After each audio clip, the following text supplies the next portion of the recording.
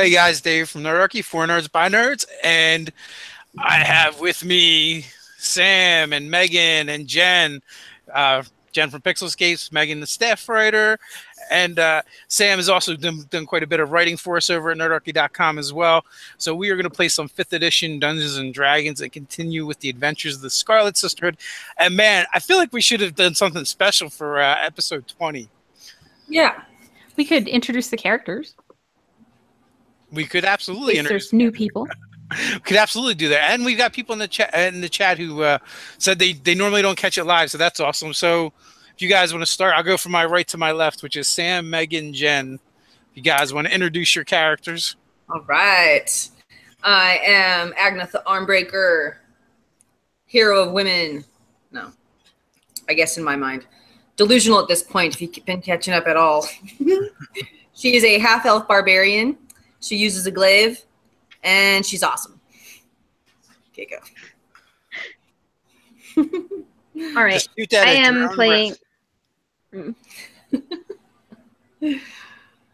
Okay. I am playing Kenna Hollythorn, halfling bard, College of Valor. She has a dog, but she and her dog don't remember each other right now for magical mishap type reasons. You know, she has really good penmanship, and she really likes her friends, and she really likes animals. Mistreating animals is a good way to get punched in the face by Kenna. So I'm playing Deneen, or maybe Nina, or maybe SD, or there are a couple of names, but the party knows her by Deneen. And I started out as a mercenary for the party. She's a wood elf archer, but despite being a wood elf, she's actually a city girl. She signed on with the party, and they just helped me rescue my husband and kid from my terrible hometown of Ryler. Ooh. And it turns out my husband is, I don't know, cursed by fairies or something. It'll be interesting to see how that goes. Cursed by fairies, touched by fairies, something with the fae. So yep. We know good times are going to ensue. So you guys have just recently gotten back to Gryphongaffe. You've been gone for, probably like close to a month and a half, 2 months, and you guys have reunited with the halfling community that's kind of sprung up in Gryphongaffe. And that is where we kind of left off. Harak probably misses Agnetha. What do you think? There's a very good possibility. But from the other side of the camp, there's a bit of a ruckus. Fantastic. As a group of men begin pushing their way through. And right now you guys are kind of being assailed by halfling children. Human men? And troll frolicking. Yes, they are human. All right, I got something to say about that. I'm gonna hop up and walk over there because they're shoving my family and stuff, and that's not cool. Well, not so much shoving, because it's kind of like a small knot of them. There's about 7 large burly humans wearing drapes in furs and animal hides, also showing a lot of bare flesh as well. All right, so I'm gonna hop up. I'm gonna walk over there. I'm gonna be like, "Hey, Sixer, you got a problem?" Hi. How tall are you, Kenna? Do you think?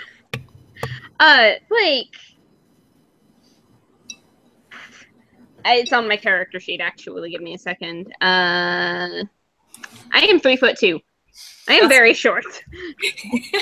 Well, the person you're addressing down is 3'2". Is well over double your height. He is probably just shy of 7 foot, with long dark braided hair and gray eyes. And actually, one of his arms from the elbow down is kind of missing. It's been replaced by an arm that's been fashioned from stone and steel. And he kind of looks around and kind of looks through you, and calls out, I'm looking for Agnetha. Agnetha the Oradani. Is that how you say it? Agnetha, you got a visitor. Oh, still-eyed man's looking for me. Be like, hey, I can see that your arm matches your eyes. So when you look at this individual, you don't know who it is, or who are any of the people that are with him, but at the same time, they feel very, very familiar to you. And there's definitely a part of this group that kind of calls out to your spirit and your soul. Weird. So Agnetha's just sort of looking at him and just like who is this person? Like, okay. Agnetha's gonna just feel uneasy that someone's even looking for her, because as far as she knows, no one knows about her. And as far as she knows, she doesn't even know about her. And Deneen is just sort of hanging out in the background, just in case she needs to hide and start shooting some people. You never know. But she's listening. So the other 6 men that are kind of with him, they seem kind of bored and just hanging out. But he's the one that's looking around, and he locks eyes with you, Agnetha, and at this point is ignoring Kenna completely. Oh, that's fine. I'm keeping an eye on the other dudes here, because is this really, like, this is kind of extra. Like, you don't need this many guys to walk into a halfling compound, all right? From this name, Otadini, Agnetha sort of feels like she's got, like, this memory glitch. Like, she, like, hears the name of that tribe. She can almost vaguely remember some things. She's going to sort of walk up to him and, you know, be like, well, how can I help you? What brings you to my halfling village here? My friend's village. Did you think you could just walk out? You could just leave? Who are you? What do you mean, who am I? You know who I am. I'm your betrothed. I'm Meglin. Oh! Excuse Did me? she tell us about this before she forgot about it? That's up to you guys. Sam, did you tell us about this before? Okay. Yes, this is a memory that was stolen from me by the 3 hags. Oh, this is awkward. So I don't even know who this man is. I'm like, betrothed. Good sir, what are you talking about? He holds up his arm, in front of you. You gave me this on your way out as a gift. The break got infected. The shaman had to take it. Okay. Deneen? Yeah. Can you explain to me? And I'll saunter up casually. Any halflings around here know who this man is? Agnetha, and I'm citing this, isn't your nickname Armbreaker? Yes, but I don't know who this perverted, strange weirdo Obviously, you didn't part on good terms, so... Do you remember the Crones at all? Yeah, you guys all remember them. Except me. Well, yeah, except for you. You weren't there. True. So Agnetha's going to sort of have like a slight panic attack, just sort of like sitting there and just breathing heavily and like staring into his face. Just like, okay, buddy, she doesn't want to talk to you. Almost like remembering something that she doesn't want to remember. Except it's not there, so it's even worse. She's going to say, I will do the real casual hand on shoulder thing. Be Thank like, you. Here we are with our halfling friends, with the kids around. So let's figure out how this is going to go. Just to remind Agnetha that maybe not the best spot for a murder. Just saying. Not the best spot for a scam artist either. Whoever this man is, I want him away from my halfling friends as soon as possible. The men behind him begin kind of muttering, and they sound kind of confused to you guys. And they're kind of like my cousins, right? Wouldn't they be like my cousins from like a distant past? They're like your kinsfolk, yeah. And they're kind of like shrugging their shoulders and putting their hands up, like, is she for real, kind of deal.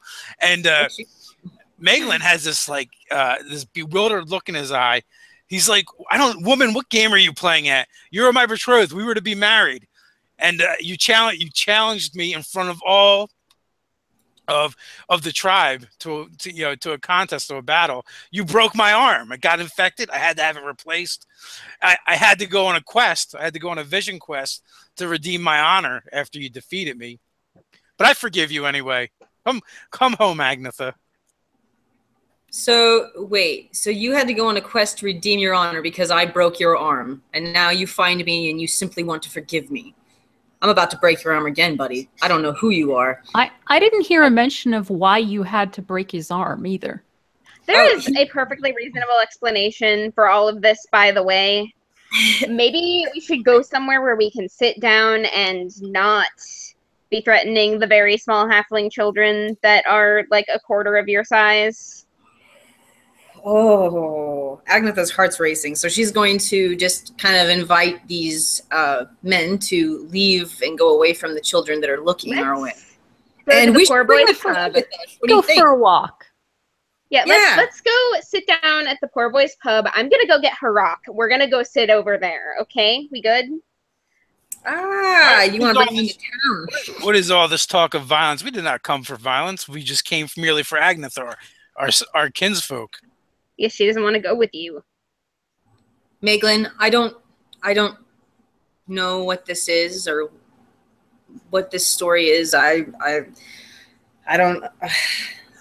had some weird things happen to me, but whoever you are, I don't want you here and I want you to leave. I'm not coming back with you. I'm not taking you back, whoever you think that I am or whatever I was. I'm not that woman anymore, and I don't appreciate you confronting me in my new village of friends and family to tell me that I need to go somewhere with you. I go nowhere with no one. I am my own keeper, and I would appreciate if you went away from me.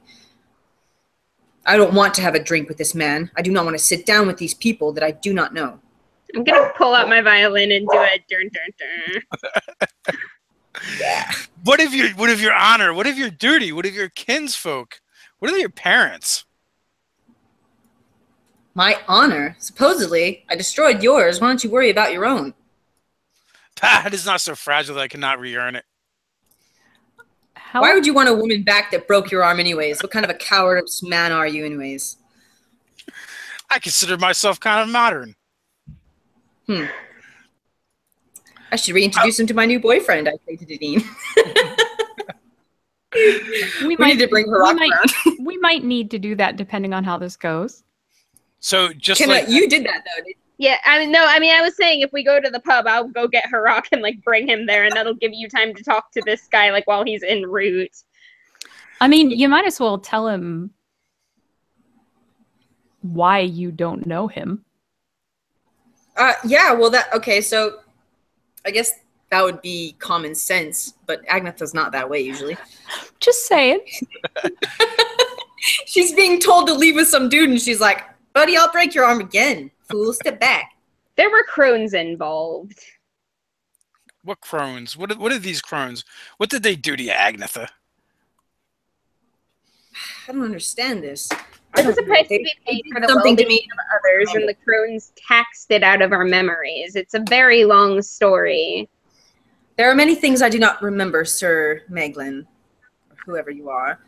I do not recall who you are or these people, and I do not recall much of my past. It is a journey that I am seeking to restore. Perhaps,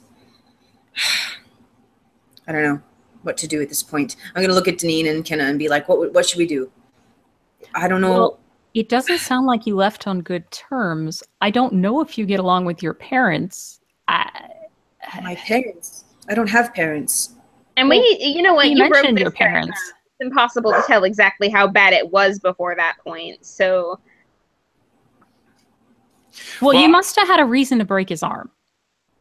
That's what I'm saying. If I broke his arm before, I sure as hell don't want him around me now. Then again, I've seen you do some very violent things for very little reason in the past. We can have this conversation without our new friends here. Yes, indeed. Let us walk away. Let's just go off into the forest and just start heading towards town, maybe where there's more, people around. But we're not. We're in town. Yeah. She challenged me to an honor combat, and she defeated me. Agnetha is one of the greatest warriors of our tribe. So you were bested and you're here anyway. I am. I do not give up easily. Well, it And what sounds do You you- like wanted to break your other arm?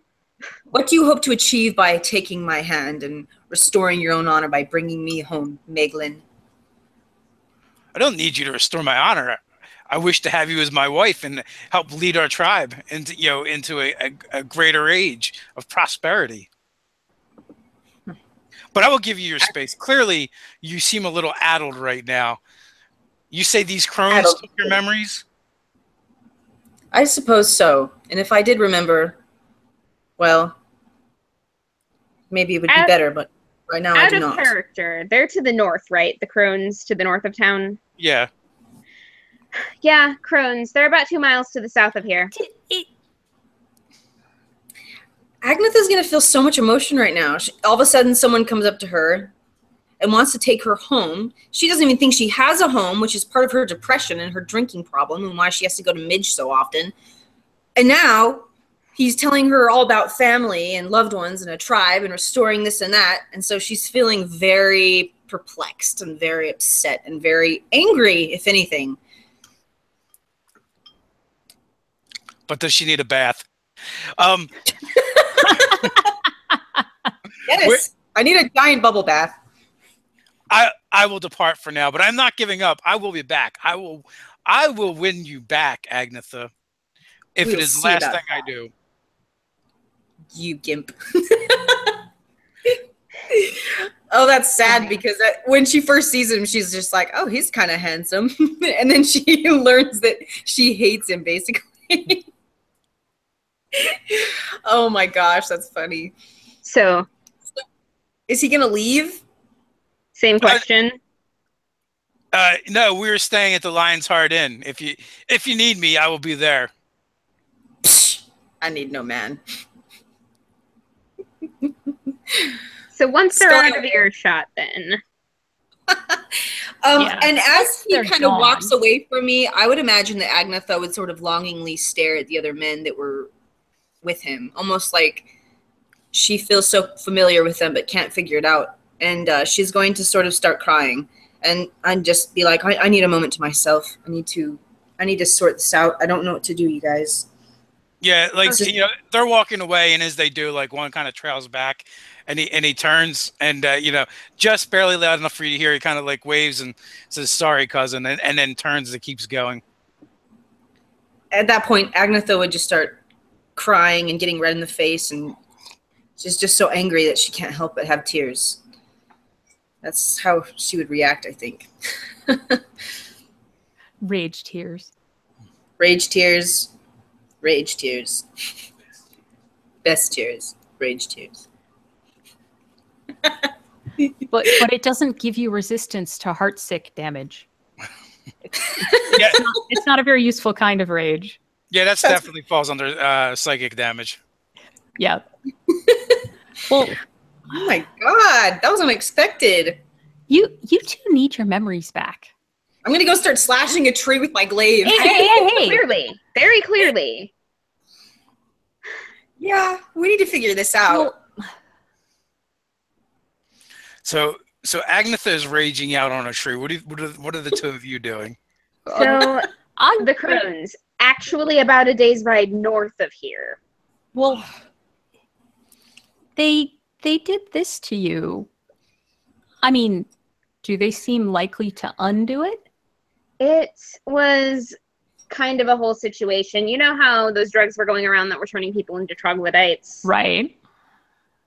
Well, we were told that a cure could be found, but that a rare ingredient had to be procured. So we went to speak to these crones, and the price that they asked was, well, they said something attached to the thing, and we were going to give them things, but then they took our memories instead. And they weren't very upfront about this, but at the same time, we did kind of go into it willingly. So it's one of those big gray areas, but I'm sure we could find some other reason to go and slaughter them. Oh, that was violent. Sorry.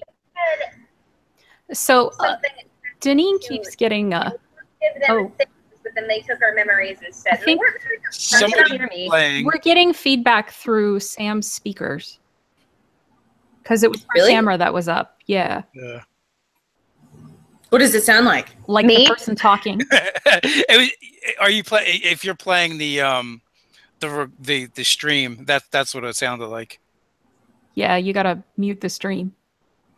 I don't have anyone talking or anything. I don't have the stream open either. Huh. Maybe I can try closing it. just acting weird. How's that? Well, it's not happening right now. Yeah, it stopped. Okay, good. So Deneen is listening to this, but she's naturally distracted and watching Agnetha like go to town on this tree. Yep. And she'll raise her voice to make sure Agnetha hears her, and she'll just be like, you get it out for now, but we're here for you, just outside of safe slashing distance. And then I mean, she was always kind of weird, but not this weird. Well, this is definitely. Agnetha's. I've been meaning to talk to you anyway, because she seems so upset so often, and I'm worried about her. It's probably got to do with the big hole in her head, yeah. Well, so these are just like old ladies that knew magic? What like crones, you said? I'm pretty sure there was some otherworldly nonsense going on there. It's fairy tale rules. They ask for strange prices for things. And I'm afraid if we try to negotiate further, they're going to end up asking for worse. But I'm also afraid that if we just kill them, we're not going to get back what we've lost. So at the mention of fairy tale rules, Deneen sort of takes a step back and says, so you're saying this is more fae stuff? Yeah. You know, the deals that can't be broken. Yes. That kind of fae. Yes. Which is what Bellini said. Oh, great. I mean, I don't know if they're actually fae. I just know they're operating on the same kind of logic scale. Well, considering they didn't give you an upfront deal to start with, they're not going to give you an upfront deal now. Do they seem like the kind of people we could force into helping? You know, at the time, they sound really powerful. Yeah. Aren't there good fairies in the world? I'm sure. I know several pixies that are quite nice, but that's not the point. I wonder if the pixies would know about any other sort of fae beings that could help, revert such horrible spells that have been cast upon us, basically. You know, talking to them might not be the worst idea, and there's also a spirit guardian in the general vicinity of that grove that might have some insight as well. Ooh, the one we didn't kill? No, because he's already dead. Have I not told you this story? I've been writing a ballad about it. I heard a little bit about pixies. I don't know about any dead spirit guardian. Did you kill it? I'm still researching it, but I'll tell you the story when I know it all. Huh. Agnetha, in the meantime, in this one. Dave, I was gonna say Agnetha's probably in the after she's done raging on the tree, she's gonna start wondering about where these men came from. She's gonna want to use her new skill that she's got. I wondered if I could do something like that. The what is it? The Spirit Walker. She's gonna see if she can figure out what direction they came from, because she's so mad that she wants to figure out where they are, where they came from, and how she can figure out her past. Because at this point, she's not seeing logic. She's just sort of like wanting to know where they came from. She's gonna stalk them down. I will tackle you at the knees. This is a thing that will absolutely happen. She's like meditating now. You see Agnetha, she's like red but meditating. Okay, whatever we are going to do, we need to decide what to do soon, because she has got that 1,000-yard stare going on. Yes. Yeah. She's losing it.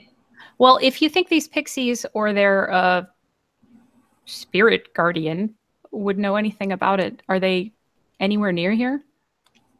Yeah, they're at the lodge. I thought we brought you there at one point. Am I mistaken? She hasn't been here yet. She hasn't been to the pixies yet. I came with you guys to Gryphongaffe briefly in the beginning when we were talking about the spa. Right. So you okay? But then we went to the Lion's Heart Inn. I was asking about the local guild activity, but then it seemed like we had a break, and then I decided to go to Ryler, and you two were nice enough to go with me. But No, that was it. Okay, so we have a... Okay, well then let's go to the lodge and consult the pixies. I'm overdue to visit them anyway. Might help Agnetha be less ragey. Yeah, nature. We're going to take you to nature. I'm going to go and I'm going to appropriate a nice doobie for Agnetha for the walk up. She needs to smoke badly. She does. I know what to do for you. It's good. I got you. You're awesome. You're a good friend. So Agnetha, you know, after you rage out and you kind of, you know, you drop into your stare and start meditating a little bit, you quickly realize the scope of that spell or that ability of yours isn't going to reach quite far enough. What I was hoping was that I could sort of commune with a hawk or something like a wolf and see what direction they came from. So, what it does is, well, it doesn't quite work like that, but if you found a way to boost the power of the spell, you could do something like that. What if I was so hyper focused because of my rage What if I blessed her and also gave her guidance? There you go. Something like that. Inspiration? I'm thinking maybe it might work if you try it at the lodge, where which is there's a sacred area there that's sacred to nature. That's a good idea. Because we're going there anyway. Okay. And apparently so is Monty. Hello, Monty. Well, I hope that this lodge gives us a good lead, because these crones, whatever they are, they sound... They don't sound like the type that any good can come of them. No, probably not. I heard they were eating children, but I could be mistaken about that. My mind is a little screwed up, too. They're tricksy. So, the lodge is basically like, it is like it's more or less a rustic inn or tavern in the middle of the woods for glamping, for nobles. Glamping. I love it. So, the nobles that want to feel like they're, camping and come to this place. And now there's even more of an attraction because there's the guardian tree, which people will go there and try and see the guardian, which is a spirit that says taking a residence in the grove. He usually does not appear before most of the nobles, but they all try and go there and try and see him. They believe there's a superstition that started that it brings luck. But there are more than likely they are going to run into one of the there's a couple dozen pixies that actually live in the grove now. And, they like to play jokes on them. Like pretending to be the spirit of... Pretty much. Excellent. So when we walk up to this place, Janine is relieved that since the last time we decided to go out and commune with nature, Agnetha got knocked out and married to a monster. So Janine is relieved that this place actually looks relatively civilized, in addition to the beautiful nature. Yeah, it does seem that Agnetha's love life does seem to be a huge problem for you guys. I mean, it wouldn't be normal. well, whoever this Harak guy is, I just assume he's a problem too then. Oh, no. Are you saying the same character? Amazing and wonderful, and he's got muscles. No. He's the sheriff. Oh. We actually really need that connection. Okay, well, I haven't done anything in this town yet, so I won't worry. No, he's really cool, actually. He kind of lets us break the law sometimes if it's for the greater good. He's, really awesome, actually. Oh, those are my favorites, then. Yeah. Excellent. I mean, we've got him in our pocket. It's fine. But okay. Well, then. That's horrible. I'm not going to just bluntly say it like that, though. I imagine at this point, you've taught me enough to innuendo that to you without it being blatantly obvious. Danae's pretty good at innuendos, so yeah. We get beers sometimes. It's kind of like that. We kind of talk about stuff and then we kind of go our separate ways. It's one of those relationships where we like each other, but we kind of you know, we have our other things going on, so it's really into him is what she's saying. It's what? So she likes him so much he's not a one-night stand, is what you're telling me. Yes. Oh yeah. Exactly. I haven't one night standed. Yeah, I don't think she's even. I don't even think we've kissed. I think we've just been close and been together. Yeah, it's very serious. It's infatuation alone. I like it. There's definitely been a couple dinner dates and walks. Yes. Walks, you say? Escorted. Although I don't know, the escort is questionable. It's real disgustingly. So as we're talking about this, Deneen is looking around, hoping to spot a pixie, since she's never seen a pixie before. I will pluck some like, strings. what do they look like? Like, are they like little bugs or? Oh no, they're invisible most of the time, but they'll show up. Okay. Aren't they a little taller even when they show up? So Taka, are you here? there's you hear the tittering of laughter coming from multiple locations at once, and then you hear up here, and sitting on one of the branches of the guardian's tree, which is the biggest tree in the center of the grove, are two pixies. Each of them, they probably stand no more than 18 inches tall. They look like really thin elves, except for their features are kind of otherworldly in their beauty, and they have little gossamer wings on their backs. Well, look at you! I could swear you'd grown a whole centimeter. Pretty sure we're the same size as we've always been. It was a joke. So what brings you here?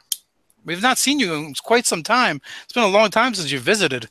Oh, we've been on the road. I am very sorry about that. I have some things that I need to fill you in on and some things to ask you about as well. But for now, come here. I've got a friend to introduce you to. So, Cheshire Cat style, like all these little smiles and eyes begin to appear around the grove, and they all kind of like flutter down like a swarm of butterflies. Oh, this is Deneen. She too can be very hard to spot sometimes. Deneen does the fairy princess thing where she like holds her arms out and like looks totally entranced because this is so amazing. Agnetha smiles for the first time since this whole Meglin incident. Oh, you all look so sweet. Hello. And since you've brought them someone new to meet, they kind of like swarm her and like fly around you, kind of like inspecting you. Let me give you candy, please. Oh, and I start to, because I got my precious honey, crystallized honey mint candy that I buy every time I get a chance, and I'm just gonna start doling that out because it's just a little drop each one. So yeah. For the moment, I am going to leave Deneen to the pixies, and I'm going to go looking for Fallon. So when you do that, almost on cue, he kind of steps out of the tree in his normal fashion, where the spectral features appear in the tree, and then he walks right out of it. It's a half-elven man in his middle years, dressed very, very plainly. Greetings. You've returned. We said we would. I know it's a little later than we had agreed, but, things happen. How have you been? I am well. I have nothing but time in this place. And the little ones keep me company. I'm glad that's still true and they're not driving you crazy. Nonsense. They amuse me to no end. And especially when they have their fun and their sport with the nobles. How could they annoy anyone? And once she runs out of candy, she'll start trying to show them some sleight of hand coin tricks. Nobles would be like, "Oh my God, nature, get off of me, gross." So it's very much like you're in attendance of a couple dozen 2-year-olds. Excellent. The questions start, they don't end, and there's always why or what. Deneen is totally good with this. Yes, absolutely. She just starts answering questions.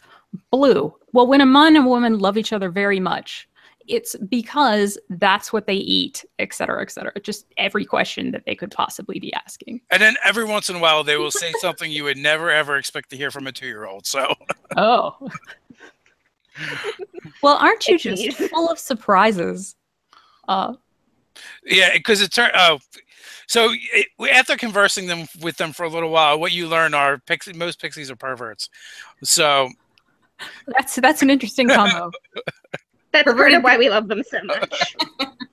I imagine them to like fly around with little boners, like how dolphins are sometimes. They're just like having. Oh no! Oh no! Okay, but no, seriously but, though, like if children, you talk to them innocent. It's not like disgusting. If you talk to them long enough, oh my god, you will find out exactly which nobles are having affairs with which nobles, pretty accurately, and that is very useful. So. So what are they, like? I don't know. I'd have to send a picture. Well, Agnetha, I think, is going to go meditate by the tree. She's going to sort of walk over there and take her boots or her sandals or whatever the hell she'd be wearing. I guess she'd be wearing like boots or something. She'd be gladiator sandals. Yeah, she's going to pull up her mane of red hair and she's going to twist it over her head and put it in a bun and then just try to sit there and try to like zone out since she's been so stressed out. And yes, she has awesome arms. Just saying. So once she sees Agnetha moving away, Janine finally actually bothers looking around again and realizes that this spirit guardian is here. And she's, I'm sorry, sir. Hello. I'm going by Janine. I just didn't see you there. I apologize. Well, I'm not surprised you didn't see me here. I wasn't here a moment ago. But welcome to my grove. So does he look like a ghost or undead, or you said he was a half elf? He's a spirit, yeah. Oh. You can definitely see through him. Huh. I will try not to stare. I will keep polite eye contact. Like, I am just acting like I'm nervously talking to an actual person. Like, it doesn't even seem to occur to Kenna that this guy is translucent. Like, but they've been here before. I'm afraid I can't honestly say that this is entirely a social call, however. I understand. And he looks over at Agnetha meditating. Are you trying to commune now, Agnetha?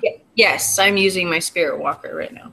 Okay, so as he's talking to you, like he kind of drifts off in his mid-sentence and goes to sit cross-legged Indian style. Can we say Indian style anymore? Cross-legged. Crisscross. Crisscross applesauce. In front of Agnetha. And, I see what you're doing there. Can I help? Yes, actually, I was hoping that you would. I'm trying to figure out where these men came from that have been all of a sudden showed up into my friend's village, the halflings, saying that they knew me, and I have no recollection of them because my memory has been sort of erased by hags. So I sort of give him the down low, and I'm telling him that I would like to figure out what direction they came from so I could maybe at least try to pursue them if they, for whatever reason, whether they're harmful to me or not, because I just don't trust them and I'm uncomfortable around them. So he sits and he grabs your hands, and you just feel the barest of pressure when he clasps your hands in his, and he goes, "Well, begin, and I will just give you a little push." So Agnetha, as you begin and fall deeply into your meditation, you feel you kind of feel yourself leave your body. And you are a shrieking hawk through the sky now, but you're flying impossibly fast, and to the south and to the east. You see how far that you've traveled since leaving your homeland. You're now circling above a village that is it is just on the edge of a forest full of evergreens, and before you get there, you see the campfires of your tribe's folk, and instantly when you see them, you feel a kinship. You also see some that resemble yourself. You see wood elves and humans living side by side, as well as half elves, as you are. There's children running around. Some of them are elves, and some of them are humans, and then there's half elves and mixed among them. And you actually don't ever remember seeing or hearing anything like this place, where there's the mingling of the two races, the two species so freely, and they seem to be just living at one with the land around them. And instantly, you kind of have this feeling of like your home. Agnetha would probably start touching her beads, just like unconsciously, remembering something that she doesn't know, and then start to sort of cry a little bit. It's sort of like she just feels something about this place, but she doesn't understand it. So now when you come to, you would be able to trace, on a map where you came from. You can mark this down. You know where it's at. That's awesome. And you also know how far Meglin has traveled to find you. And the fact that he hasn't been able to find you, because you're quite far from home. Yeah. So, yeah, it kind of surprises me that this random man, to me, this, stranger has sought me out from such a far distance. How many miles do you think that would be from where I am now? It probably is like 6 months travel. Wow. I must be a catch, baby. Okay. So, okay. So she'll kind of come out of that trance and thank Phelan. Is that his name? Fallon. Thank him for his guidance and his help with helping me basically dream walk. And you're welcome. You had it in you all along, child. I just gave you a little push. You've eased my mind. Thank you. She's going to, in return, sort of like give him a strand of her hair, and tell him that it's good luck. Well, thank you. And he kind of floats to him from you, and then he kind of sends it to the tree that he resides in, and it wraps itself around one of the branches tightly. Nice. Awesome. So, but he doesn't actually go by Fallon anymore. That's what he used to. Now he just goes by the guardian spirit of the grove. That he shed that name for reasons. Okay. So I'm going to convey what I learned to my friends. No. And, after all this, of course, if you guys are still finishing up with something. Oh, no, we're good. We've just been sitting here having quiet exposition conversation that everybody that's watching probably already knows about. Yeah, if I had been playing earlier, I would have known this, but I don't. So thank you for filling me in. And that was a in character. We're watching as Agnetha is having her vision of the lands beyond, and she clearly looks touched, and so Deneen looks a little hopeful. So, and as you look around too, you actually see that there is a small shrine to one of the elven deities of time and nature. Not the one that you follow. I know almost nothing about the elven deities, ironically. Like, I heard about the one I follow, and that's who I prayed to in desperation. But that's literally all I knew. I don't know anything about that deity or anything. But that being said, when you see the shrine, you instantly recognize it for kind of what it is, and it does call to you a little. Ooh, interesting. All right, I'm gonna drift on over there to check that out then. And when you do that and you're looking at it, the spirit guarding is kind of hovering at your shoulder. It is beautiful, isn't it?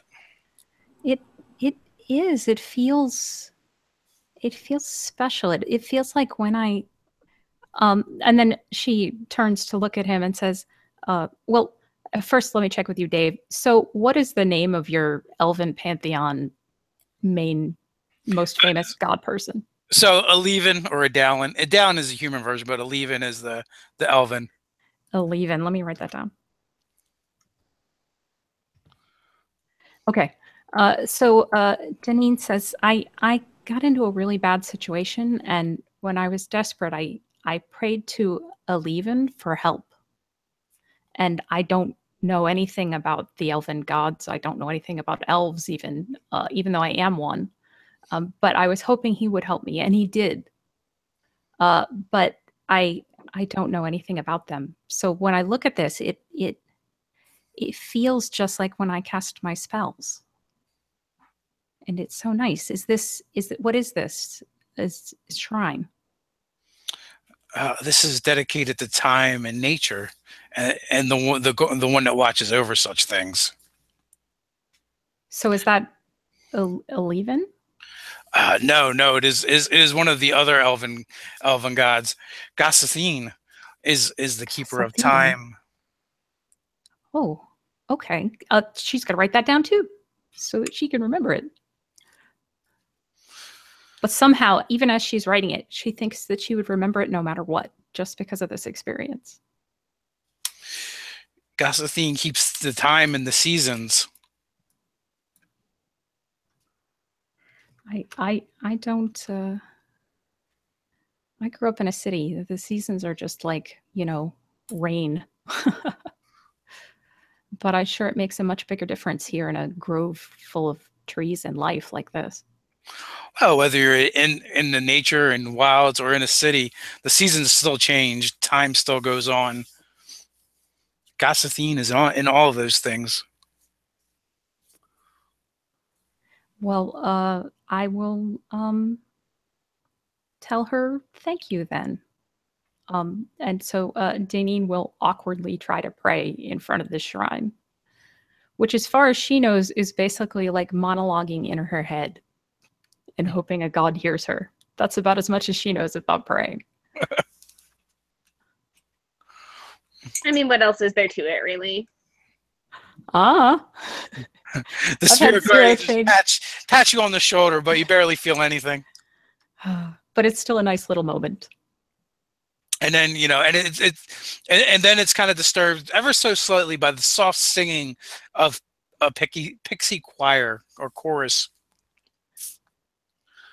Are they in tune? Yes.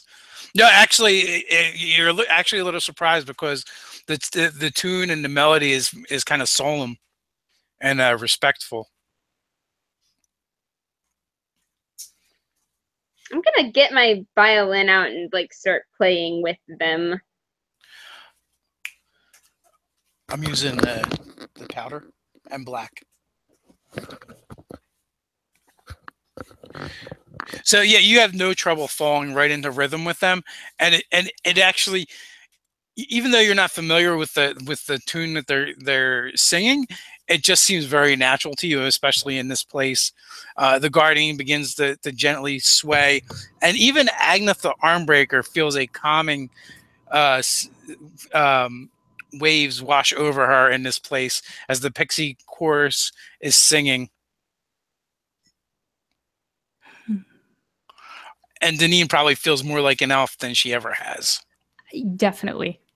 This is she's just going to conclude that this is inherent elfiness, that it's like fairies floating everywhere and magic, and yep, this is totally it.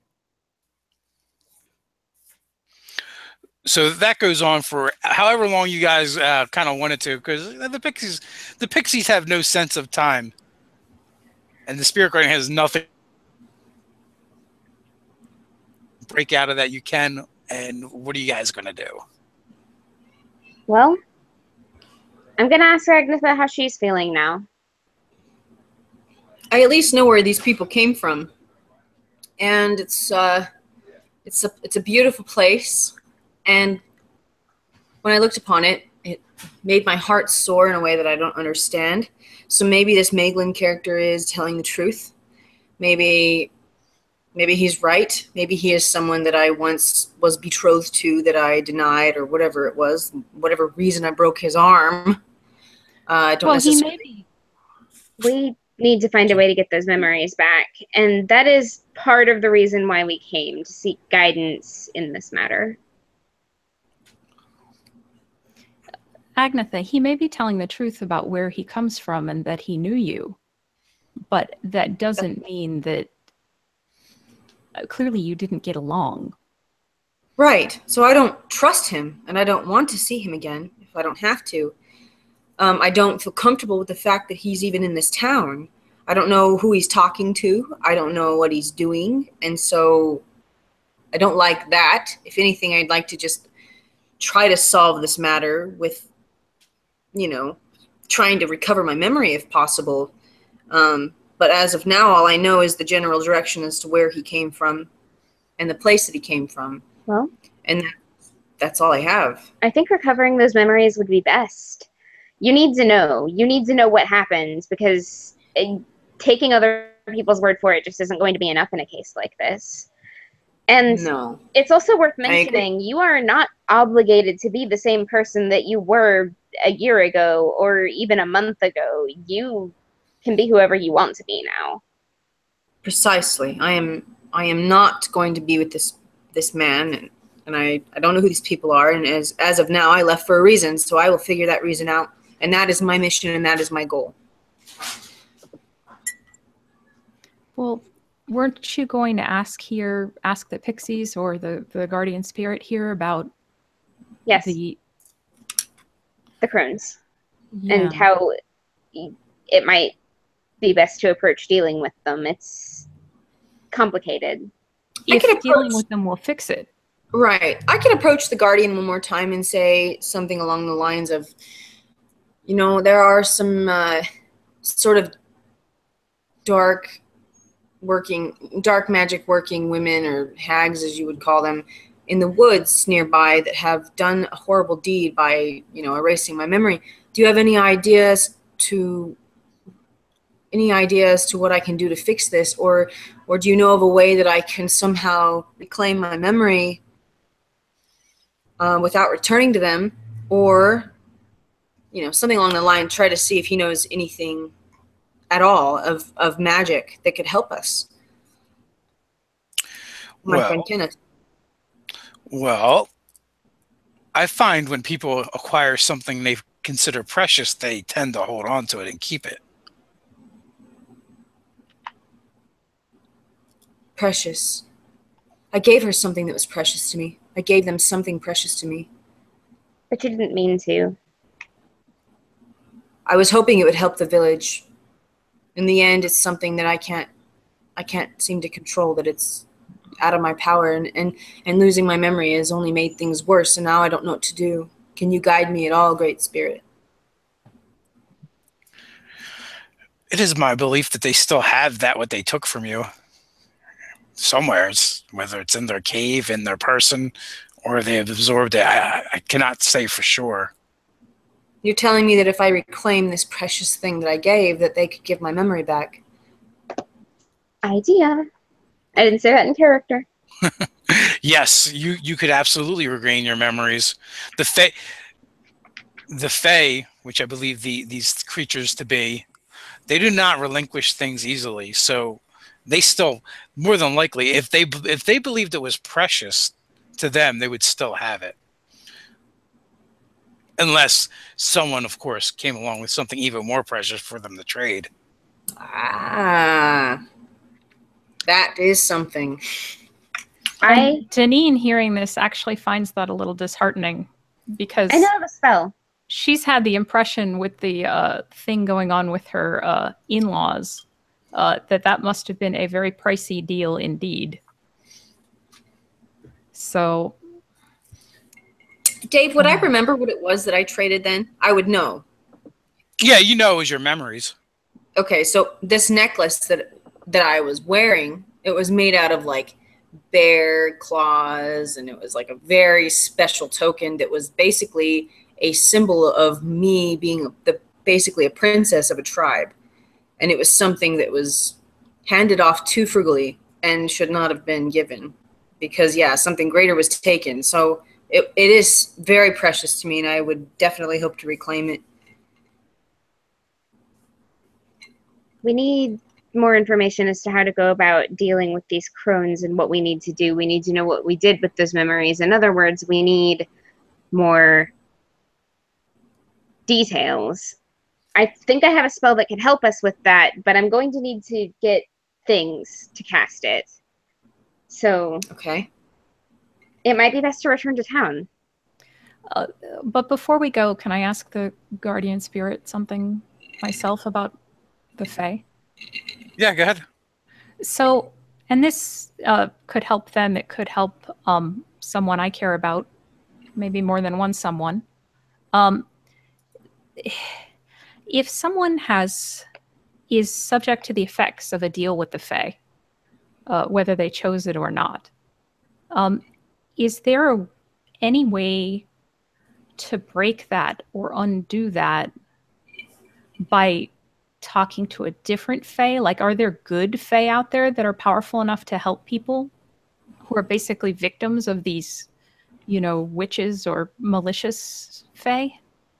So the problem with the Fae is it's not so much of good or bad or good or evil for them. They just operate on a different moral ground than the rest of us. They don't really see it as good or evil. So they just do what they do. They just do what they do. I know a lot of people like that. Okay, that explanation makes a lot of sense to me. As far as getting a bargain undone, there are ways to do it. You would have to either bargain with the Fae that struck the deal, depending on what kind of bargain it was, or to one of their liege lords or ladies that would have sway over their bargaining. So we'd have to go to their boss. Essentially. And the more powerful the Fae you deal with, the more there is at risk. And the more you have to give, there's always something you have to give in order to receive. And if they're that powerful, they clawed their way to power through deals, likely, if this is anything like talking to Cyrune back in Ryler. Okay. Yeah, I'm seeing some analogies here, but that's tough to deal with. All right. I don't know where to even begin with that, but that gives me a different kind of understanding. It will certainly be a bigger deal than the ones we're dealing with right now. This might give us a good frame of reference for how to tackle the next issue. Just figured I would ask. Thank you. Never hurts to ask, but do not despair, child. There is always hope. Aww. Well, that's the idea. So, and things are already better than they were, so I'll remember that too. Is there anything you can tell me about this deal? Well, my she'll just go ahead and tell him. Why not? Because the truth may help her get a good answer. So she says, my husband's father made some kind of deal with Fae. I think it has something to do with long life and maybe power. And something about it is inherited to his firstborn children, like my son. And he's married a series of women to try and produce these firstborn heirs. And my husband somehow was bound at birth to this white magical bow. And that's everything I know about it. And we have a daughter, and I think it might affect her too. I don't know. It is a bloodline bargain, and it will affect her as well.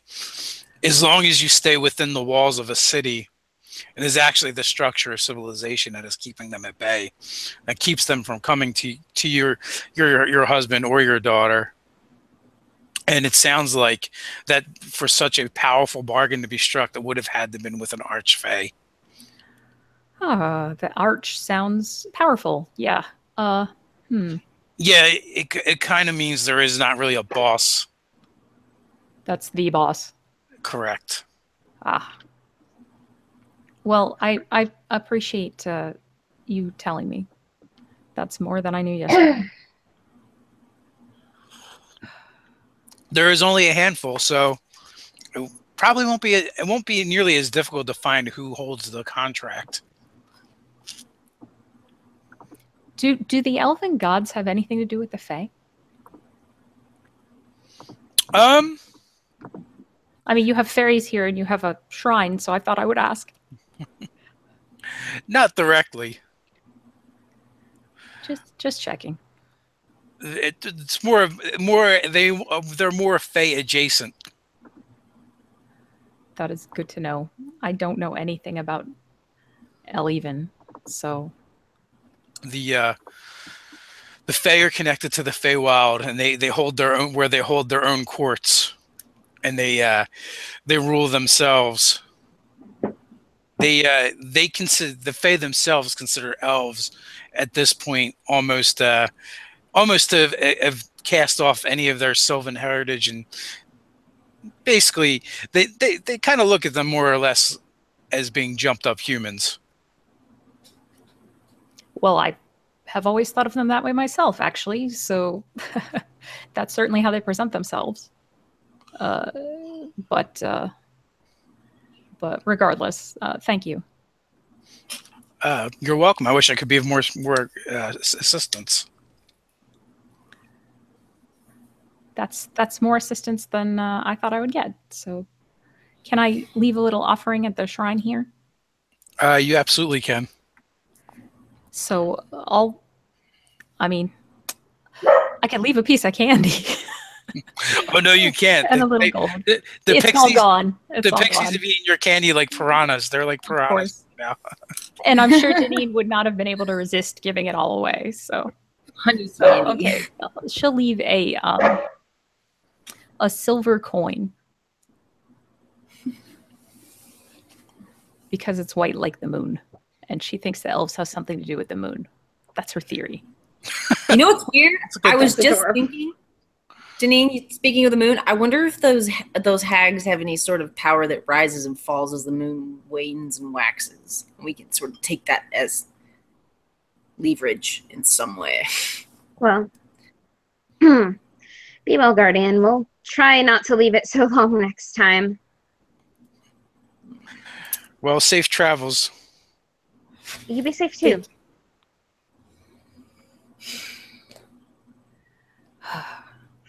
So you guys go back to Gryphongaffe?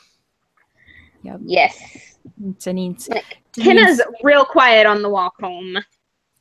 Janine's looking a little regretful because she pulls another coin out of her bag and she's kind of fooling with it. She says, that was one of my favorite practice coins, but it felt like it would be the right one.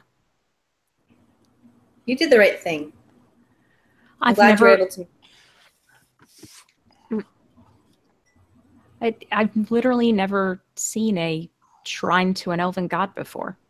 Well, when it comes to shrines, things that mean more to you on a personal level are more valuable than things that are of monetary value. It somehow felt like it would be right. So that's the one I picked. You guys can all take inspiration for the Grove scene. Ooh. Woo!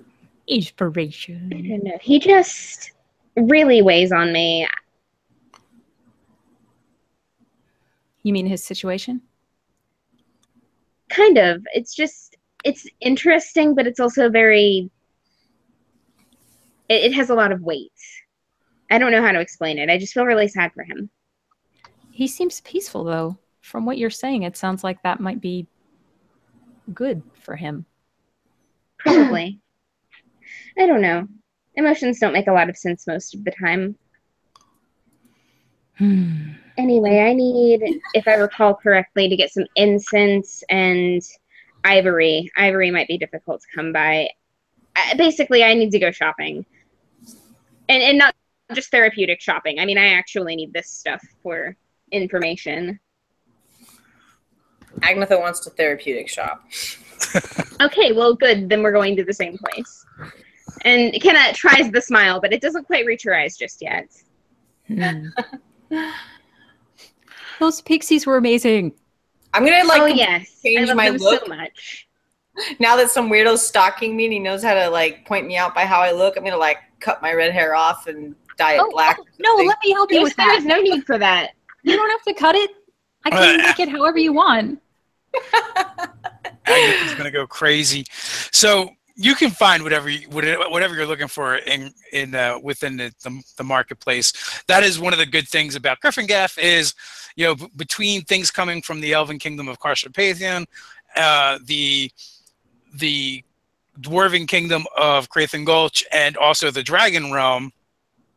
There is you can always find odd things here, and things that you might actually even find trouble finding in a large city. So in terms of things that I need to pay for things, I have a couple things in my bag that I want to sell. I have a gem from a previous mission. I didn't write down where it came from, but I definitely want to get that appraised and see if I can get some gold out of it. Ah, a Morpheus gem. We have no idea where it came from. Okay.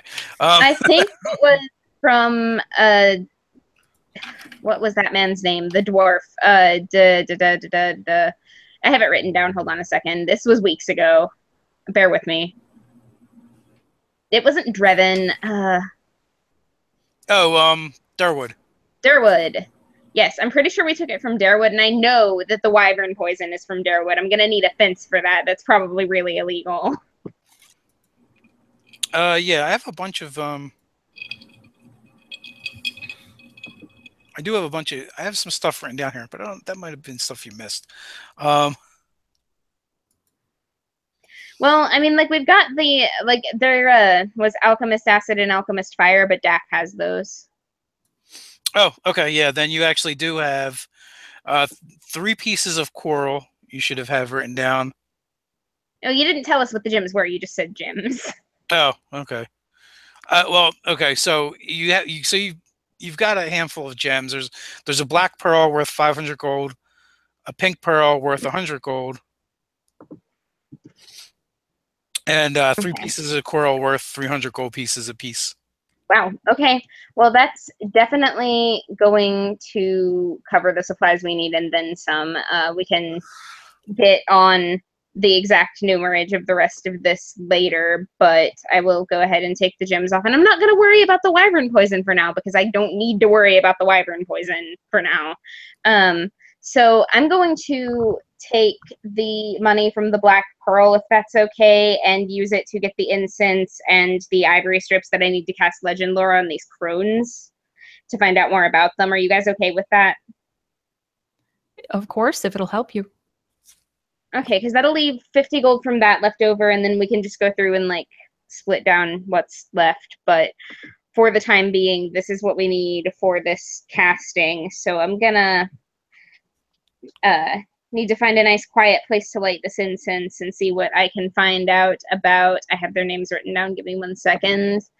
Asina, Karasa, and Drasamina, who have the memories of Agnetha Armbreaker and Kenna Hollythorn, who seriously jacked up the mind of Defexis, who live north of the city of Gryphongaffe, who...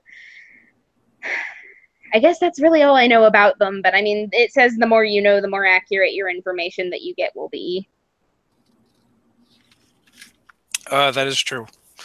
So, what information are you looking for?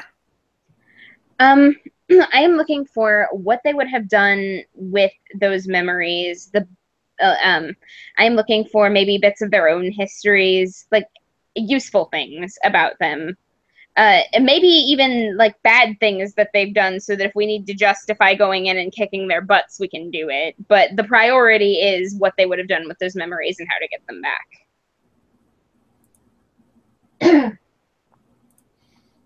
I don't know if it works that way, though. I've never cast the spell before. Like in or out of character. All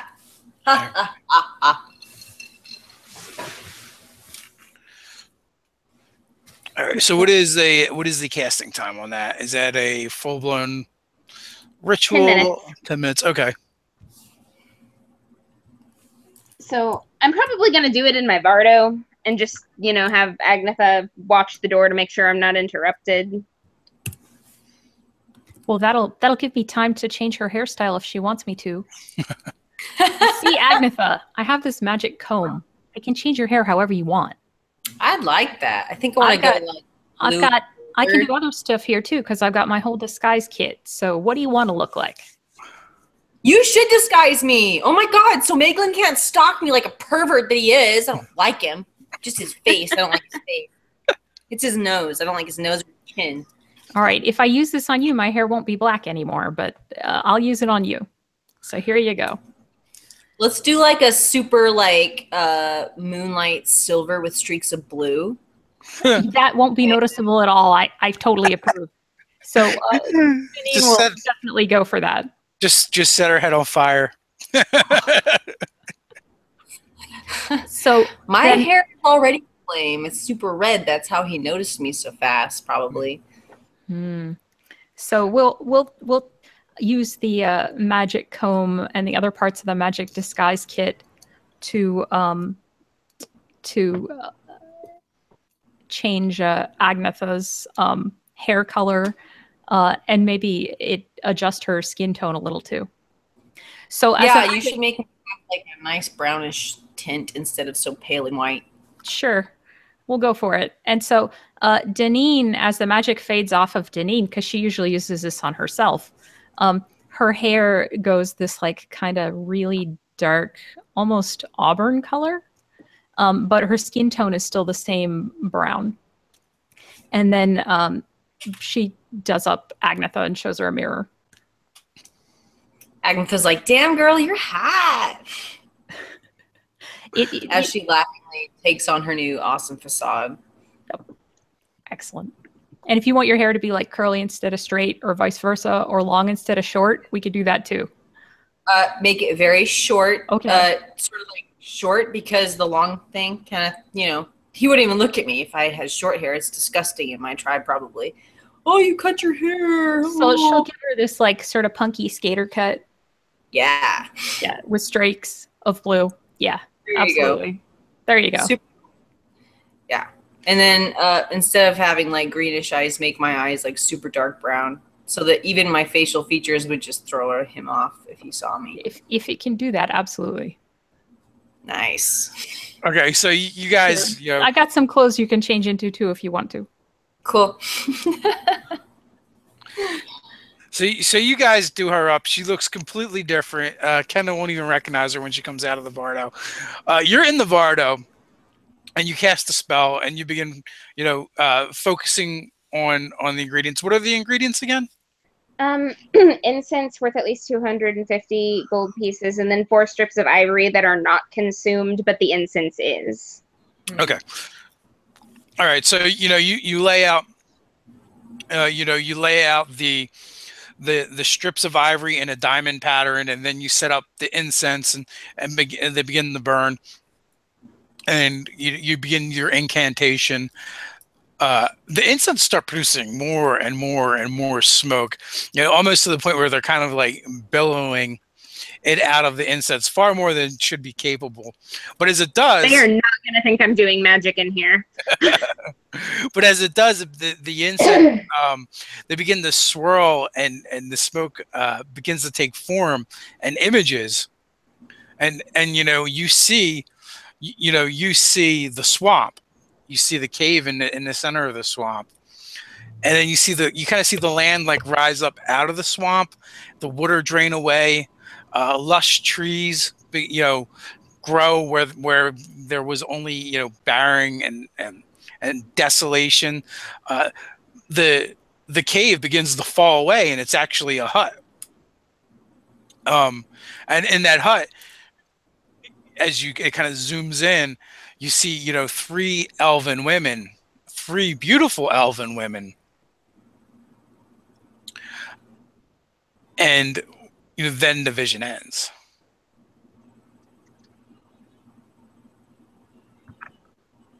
Now that's interesting, but what does that mean? I say that out loud. And not quietly. Knock, knock, knock. Kenna, you okay in there? I open the door.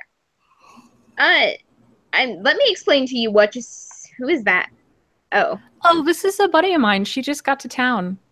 What's up, baby? What's up?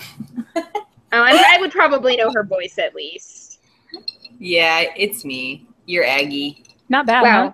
That is a really good disguise. All right, but what just happened? I am good at what I do. I explained what I just saw, like, down to the detail, and then I'm like, I'm not sure if this is an illusionary thing or if something happened to them to make them the way they are. So, did it turn from beautiful elven women into hags, or did it turn from hags into beautiful elven women? So I don't know. What are the impressions you've got? Is that you kind of like reached back through time? I got the feeling that I was looking into the past. So then chronologically speaking, they would have turned from beautiful women into hags, which I guess time does to some people, but it doesn't tend to do that to elves. Well, maybe that means maybe they're cursed too. I guess it's worth it. Not only that, though, you actually watched the land change from a lush forest. It wasn't always a swamp either. This place was beautiful. It was more like the forest to the south than I don't know what's going on with it, but there's more to this than that, and I think we should ask. Well, now I'm wondering if this means that they could like be fixed. Yes. You know what? I'm going to be honest. There are a lot of things that I am not willing to forgive of people, but if we can resolve this amicably, I think I'd be okay with that. Well, we should if they're cursed or something. Yeah, because if they're cursed, it's not really their fault, is it? Well, so they were elves once. Yeah. But I don't know anything about elves. And it would make such a better story if we fixed them. I'm sorry, my priorities. Is this the thing that happens to elves? Have you ever heard of this before? No. I haven't, but what do I know? I mean, I've heard of elves turning into, like, half spider things, but those are usually dark elves and not around here. But we also need to remember that these women gave something for something. So they gave something for their power. We don't actually know that for sure. They could just be possessed or something. Were there 3 of them in the vision? Yes. Okay, and it was I'm the sure same they were 3. the same ones. Okay. So they were cursed, not by their own desires. Something happened to them. Something happened to the land itself. It wasn't always a swamp up there. It was a bucolic forest before. Did you see anything in the vision that was like triggering this, or like did the land change and then they changed, or was it them and then the land? I feel like it was the land first, but I'm not completely sure about that. Interesting. It was all very representational, you see. Right. Well, I mean, it could just be symbolic of corruption, but I don't know if the spell works like that or not. I've never cast it before. I just learned it. And I'm going to admit I was really excited to try it out, but I mean, it did give us something. Right. I wish we knew more about these hags, who they are. I wonder if Sheena might know. That's what I was thinking. Maybe we should go ask her. She is our alchemist queen. She's awesome. And we haven't talked to her in a while. All I've heard from you about her is that she's super hot. She is super hot. She also likes to blow things up, and that makes her hotter. She has different colored eyes, if that means anything. Yes. One of them is like white, and the other one is gold. I think Silver and gold. Yeah. Silver and gold. Yeah, super hot. I That's a actually cool kind of trick. wonder if she might have given those crones one of her eye colors, but she doesn't remember it if she did. She's dealt with them a lot. It's a little Do these bad. bad. crones pass around like one single eye? I'm just joking. Well, I hope she Oh. remembers something useful. We might ask her, Kenna. Let's just do that. What do you think? Okay, we'll go ask Sheena. Okay, so you guys head over to the library, and you know the way by now.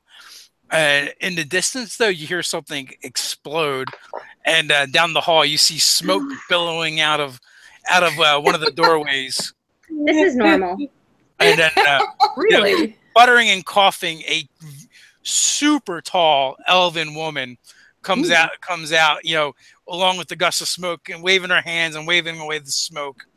And she's covered head to toe in soot.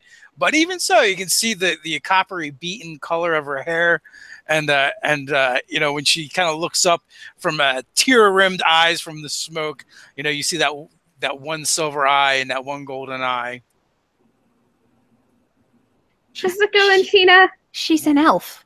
Yes. So don't elves all basically know each other? Do you know her?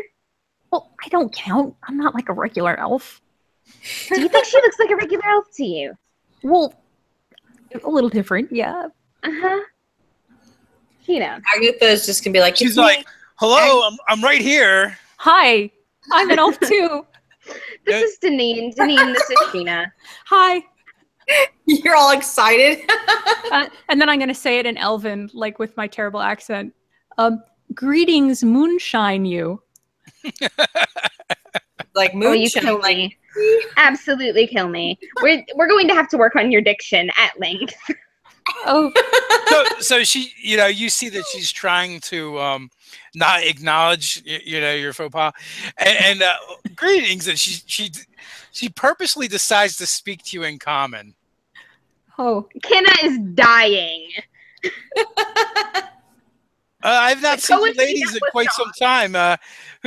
Who is this you bring with you? I'm sorry. I just assumed you would know Elven. That was probably racist of me. Oh my god. I don't think that's what the problem was, Deneen. No, hi. I'm Deneen, she says, forgetting the name that she used earlier in town, which was Esty. So I guess she's just going to use that with the underworld types here. Yeah, So she says, I thought that she was the introduces plan. herself. She introduces herself as Deneen, and says, "I'm happy to meet you. I hear you make things explode a lot." That's what she said. Ha ha. Yes, she did. Yeah. I mean, explode, experiments.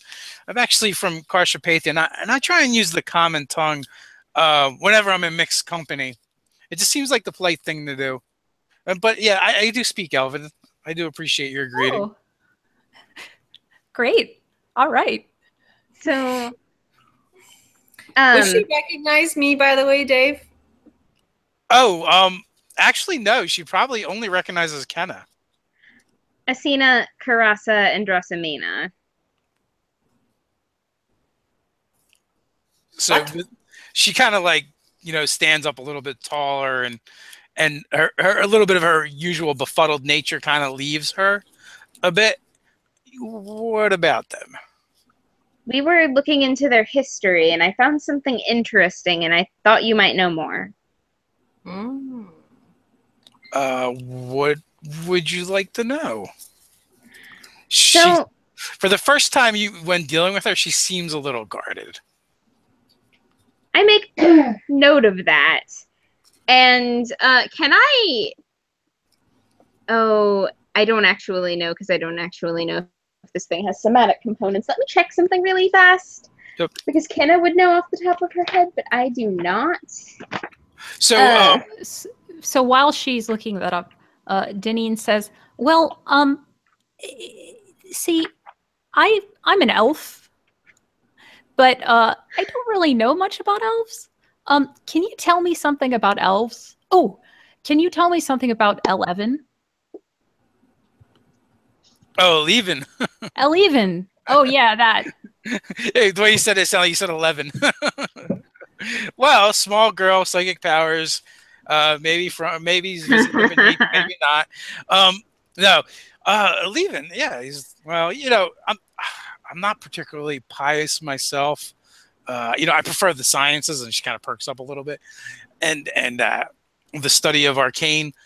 But she kind of breaks off and looks in the doorway that she just came out, and the smoke's kind of still billowing out towards the top a little bit. Oh, hold on one moment, and she rushes back in. I better put this out real fast. And she's like, "You can come on in, come on in." And there's like a gust of wind all of a sudden that pushes all the smoke out. I'm gonna step in like I'm not even bothered by this. Find a place to sit. Kind of catch the tail end of her incanting. If there's fires, I can actually use thaumaturgy to put fires out. Is her dog I'm gonna here? help her with that. Oh, thank you, thank you. It's most helpful. Most important question: is her dog here? The dog comes running in after the smoke clears out. I'm going to pet this dog with gusto. Yeah, so the little corgi comes running in. Oh, who's a good boy? Or was it a miniature collie? I don't remember at this point. I like corgis. It was a corgi. I just watched that video. Oh, okay. Oh, good. The corgi comes running in, but it's green. I don't care. I'm petting it anyway. Who's a good boy? It doesn't seem to care in the least either. And you know, it's sniffing at you like crazy because it smells Monty. But yes, come in. So a leave-in, huh? You know, my parents. And she kind of makes a face. You know, used to drag me to all the ceremonies, all the holidays, and I really, really tried to pay attention, but it was just never my thing. I'm trying to learn more because I know very little other than the name of this god, and I'm kind of a cleric of that god, and it seems a little disrespectful that I don't know anything. Well, you know, sometimes, you know, clerics just happen, is what I understand. I did ask. I can be very convincing. I must have asked very convincingly. You know, if I remember anything from all the lectures that I've listened to from the priests, is the gods never do anything without a reason, purpose, blah blah blah blah blah. So you're probably picked for a reason. That's awesome. Great. So, the crones. The thing that I saw, this vision, and I'm going to describe it to her, like the land changing, the elven women, the hut. Like, I don't know what that means, but it seemed pretty important, and I just figured if anybody knew anything about it, it would be you. Wow, it would take a really long time for the landscape to change. Probably. But it looks like she's calculating. Those kinds of things don't just happen on their own. Well, yeah, they can. I mean, there's some theories. And you know, she kind of like drifts over to one of the shelves with books on it, and you know, she pulls one out, and it probably weighs nearly as much as Kenna. And like kind of like struggles with it a little bit and drops it on the table with a resounding thud. And there's tons of theories in here, and about how you know, nature is formed and shaped and changes. But it would take hundreds, if not thousands, of years for something like that, I would think. Well, unless there's magic involved. Well, yes. But if they're elves, they could easily live that long. So. Or if they used to be elves. Right.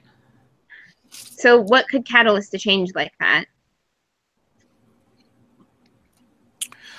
Well, I don't know. Maybe they invoke the dark god. Maybe some kind of evil ritual. Maybe gets a look on her face. You know, there's always so much talk about blood cultists around here, and she looks like she's going to say something, and then thinks better of it, and grabs a quill and a piece of paper and writes the word Narcitis on it. Certain blood demon lords you know, have shown an interest in this area for a very long time. I really feel like at some point we're going to need to get more information on that, just because it is so prevalent in the area. I mean, it was nice dealing with you ladies. You guys never asked me about blood cultists or blood sacrifices or blood this or blood that. You know, it was just a nice change of pace. It's not really our area of expertise per se, but we have a particular interest in these crones, you see. So people come and ask you about blood cultists often then? This town is obsessed with blood cultists. Well, there's a thing, ever since, the original battle for Gryphongaffe happened, and the original heroes of the town, they went out and they faced Narcissus's champion, and only Found Leaf Blade returned from that contest, and then became the mayor. Then we find out so many years later that he was actually made a deal with the blood demon himself. Hold on. He fought it? I haven't heard this part of the story. I need to wait. Never mind. We've got more pressing business. Go on. Well, yeah, he fought, and they lost, and he begged for his life, and then he came back, and then he became the mayor. Then it turns out that he was actually been working for the blood cultists for like the past 50 plus years and sacrificing. I didn't know that part. And he was executed here in town, and then he was a ghost for a while. Yep. Was a ghost? Well, yeah. Then it's a little different now. Oh. He was a different kind of ghost. Okay. Blank look. This story really excites me. He makes for a very compelling subject, song-wise. Bard problems, but that's not the point. That's not why we're here. You think this has something to do with this blood cult? It could. I mean, this area, for whatever reason, has been like a nexus of magical energies. I mean, we had chaos storms come through here, literally a portal to another realm full of dragon men and dragons opened up and is a permanent fixture, and it makes no sense. But this place, for some reason, is a convergence for all these strange supernatural powers. So is he the cause or the symptom? That I am not so sure about. So who's to say? Is it, did they make some strange deal with this blood demon? Did they discover some arcane chaos magics? Were they able to tap into these other realms? I'm going to have to invest in a corkboard and some string. I mean, and it's not even the first realm that we've found a portal to. I mean, it's only the first realm we found the portal to. There is another as well. And at this point, you may have seen, you guys have been in and out of town, but there's been clockwork men walking around. Yeah, what is up with that? If I wanted to know more about all this stuff, what would be the best source to go and ask? At this point, it's become so convoluted, so much, so fast. I'm having trouble, and I'm here at the library, which everybody comes here to ask us about these things. So actually, this is probably the best place. There has to be some kind of through line. I just got an idea, but we'll talk about it later.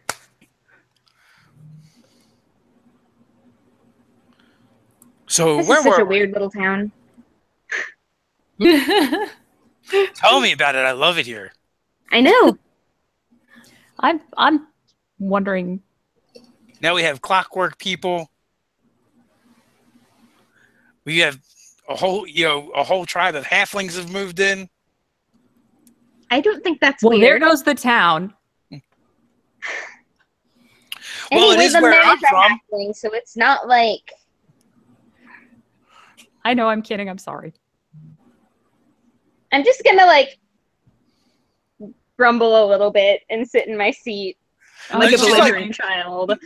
She's like, no, that's not what I mean. There's just so many different people here now. Yeah, that's good. That's always good. It is good. So because then it doesn't matter if you're different. if you wanted to find out what could have happened with those crones and how the land changed, how would you go about researching that? I think you need to go someplace where the records are going to reach back much further. Okay. I don't suppose you mean a library. No, we're in the library. No, I think you might actually have to venture to Karshapathion. Grand. What's Okay, that? then. The Elven Kingdom. More elves? That would be cool. Yay. Everybody's taller than me still. Let's just run away from England today. Lamenting. Well, whenever you feel vertically challenged, just go back to the Pixies. It's true. And there's a reason I love them so much. Now you know why we get so entranced by the little halfling kids. So I guess we've got another location to visit. This is going to be another long journey, isn't it? Most likely. We're going to have to talk to Midge. Make some deals. Could be there in, 3-4 weeks. Oh, yes. This is going to be another long journey. Okay. I'm like in my head making a list of all of the people I need to check in with before we go again, because we've already been gone for a really long time. And you got to check in on the spa construction. Yeah. And yep. Well, I mean, we just turned in the paperwork for that, so it's probably not really gotten started yet. That kind of thing is like, yeah, no, we're just going to have to make some more river trips until that happens. So Sheena looks to Deneen a little sheepish. And I could spend a little time with you talking in Elven if you like. Really? Because Kenna knows Elven too. So Yeah, I've been trying to work with her on that. I want to know more about elves. I promised El Even. Did I say that right? I'll leave it up close enough. Okay. I said I would learn more about being an elf. So I'm trying to do that thing. Well, we're going to the right place for that.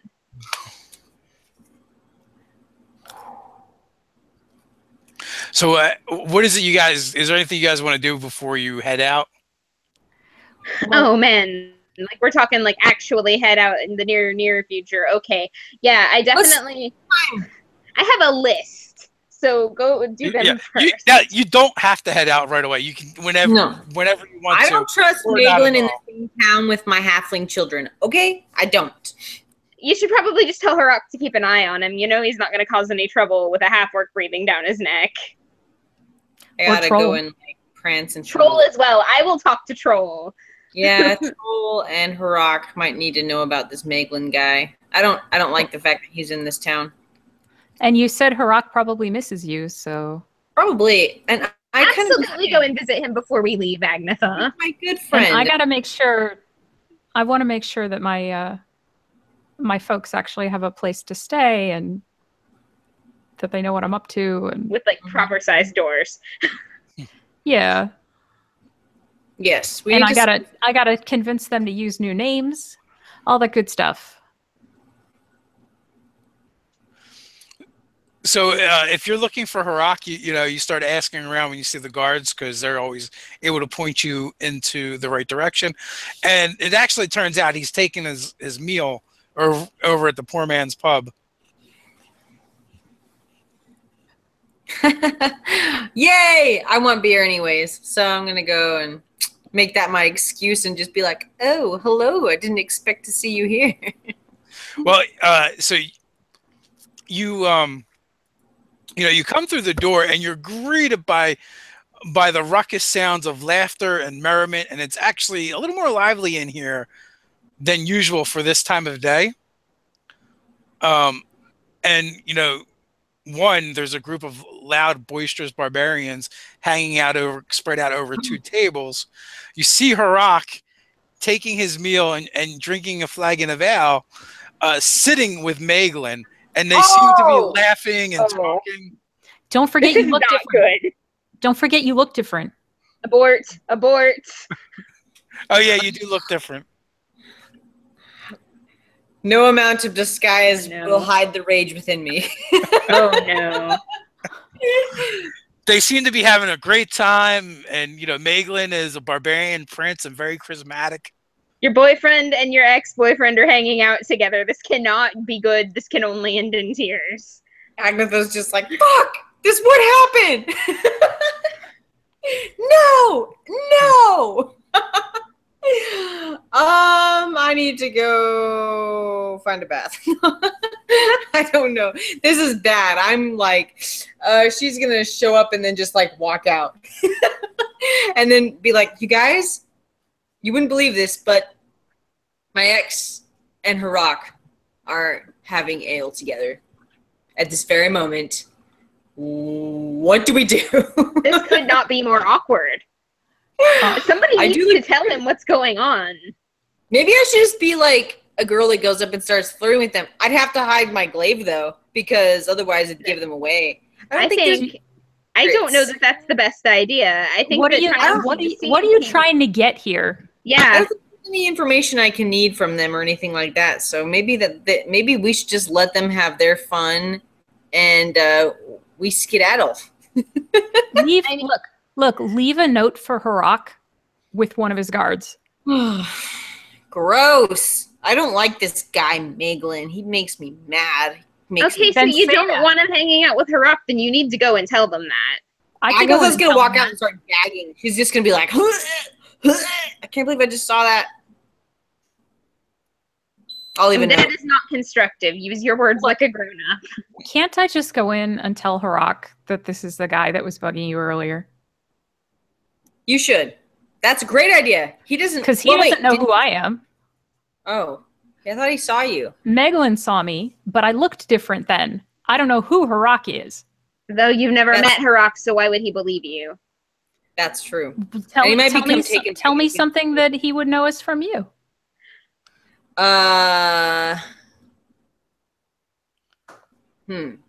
Okay. You can go up to him and just be like, hey, your redheaded troll fighting friend that enjoys baths tells you to stay away from this Meglin guy. That's it? You don't want me to say anything else? I can pull him out. I can pull him out of there for a conversation. So you could actually talk to him. Wants to touch your ass. So you should come outside. Okay. I will do the thing. Yeah. Oh no. There you go. All right. I'm gonna leave these two to this nonsense and go attend my business. It's gotta be something inappropriate. I mean, come on. All right. Who is Harak? Which one of the guys at that table is Harak? Harak is the muscly, strong one. Not the muscly one with the broken arm. The one that doesn't have the half orc. Oh, okay. The one that's been broken by a woman. Wait, the one that looks like he has more confidence. The guy who's like the chief of the guard that you guys are good with? Yeah. He's hot. He might like you anyways. Your charisma is going to drive him outside no matter what you say because you're hot. Just do it. He's into the elven kind. What can I tell you? It's the pointy ears, I'm telling you. So, all right. So, Deneen will head on in here. Of course, she pretends she doesn't know the barbarian guys. And she'll go over to this half-orc and say, are you this Harak guy? Yeah, I am. What can I do for you, ma'am? I got a private message for you I'm supposed to tell you. It's something important. Okay. He kind of looks around a little bit weary and guarded.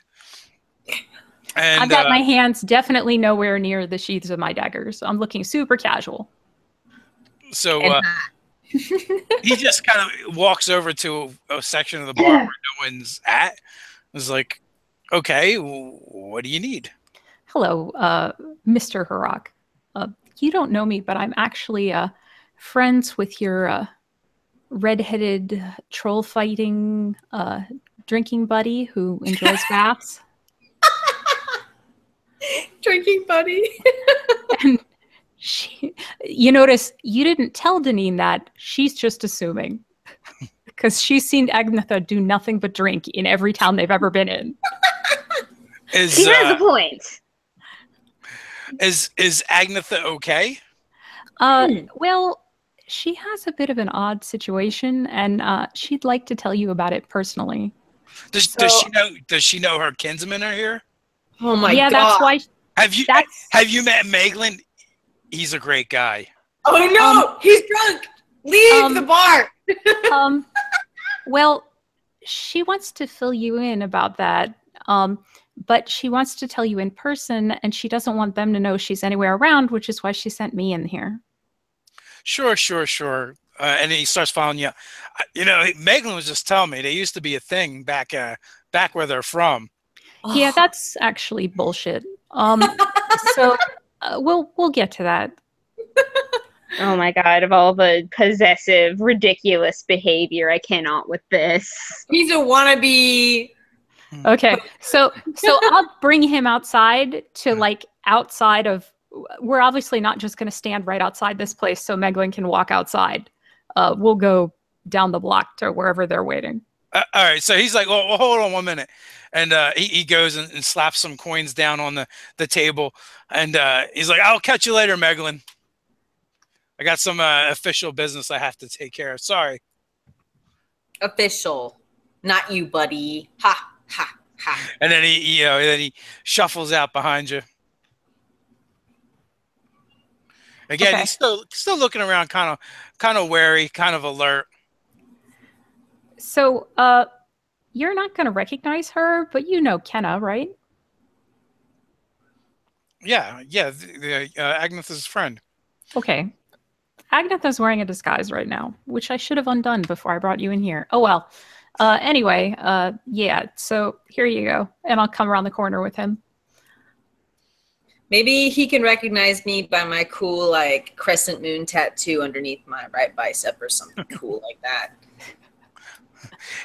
No, that's not how he recognizes. He recognizes you by your warrior stance, which he greatly appreciates. Oh, yeah, see, my physique is hot. Oh I ship my! it. Oh my!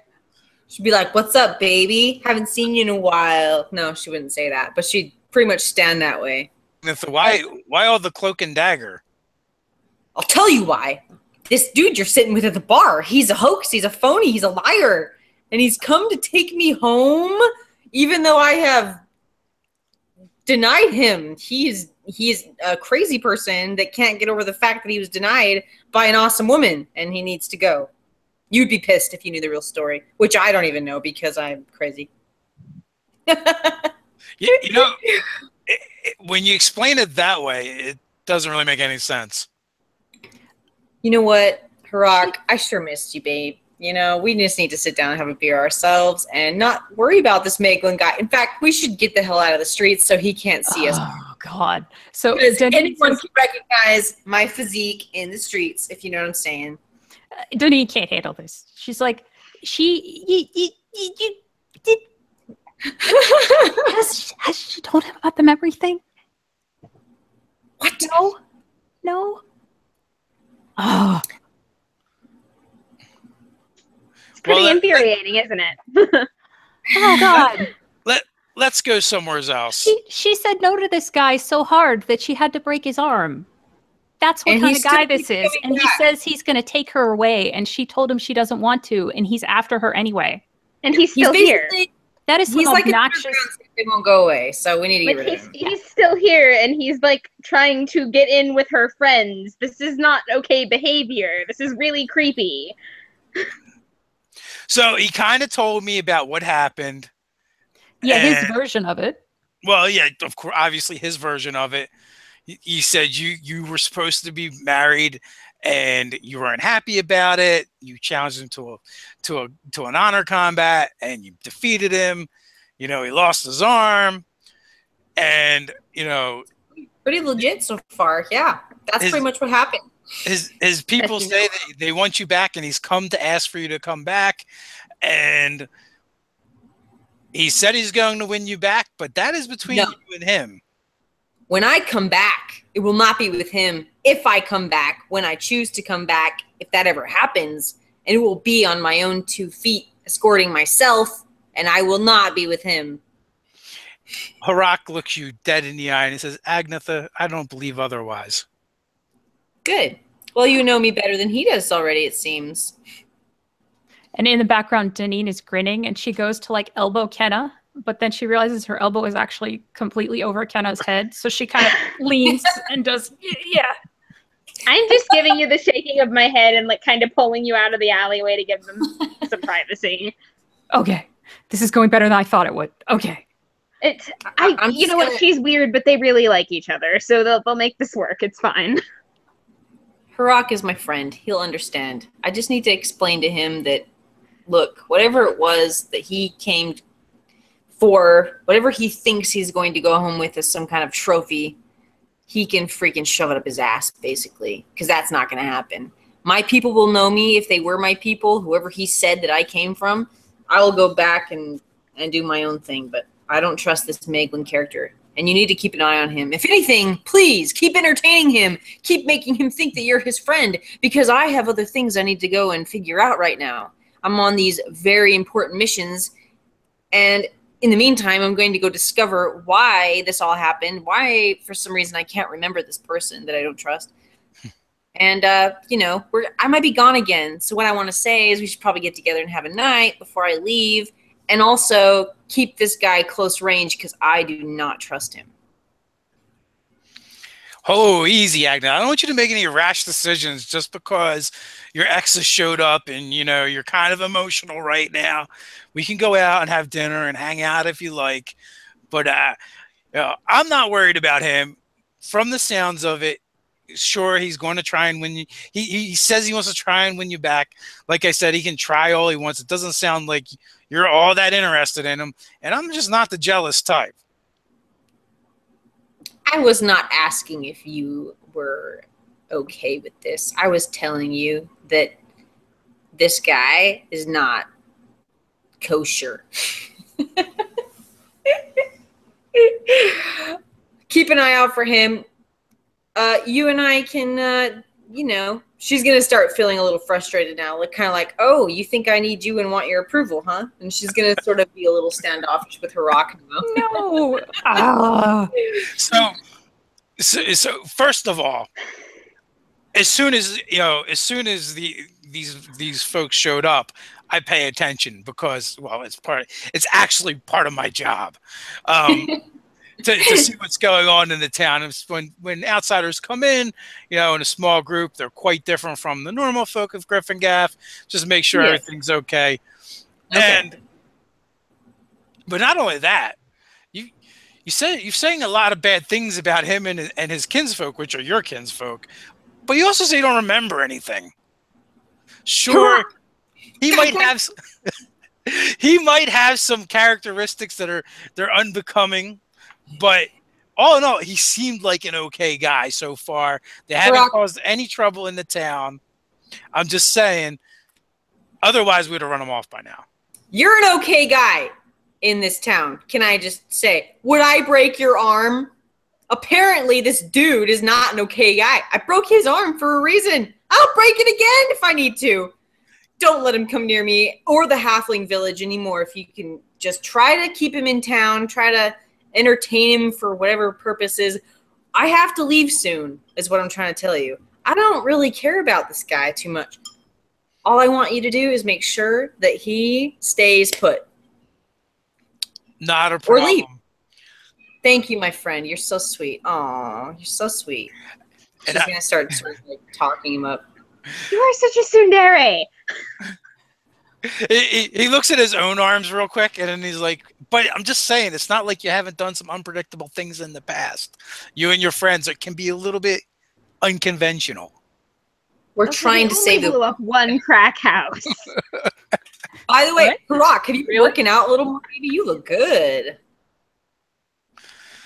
Oh, stop it, Agnetha. You're too much. You're too much. I got it a doobie. Do you want some? Oh no.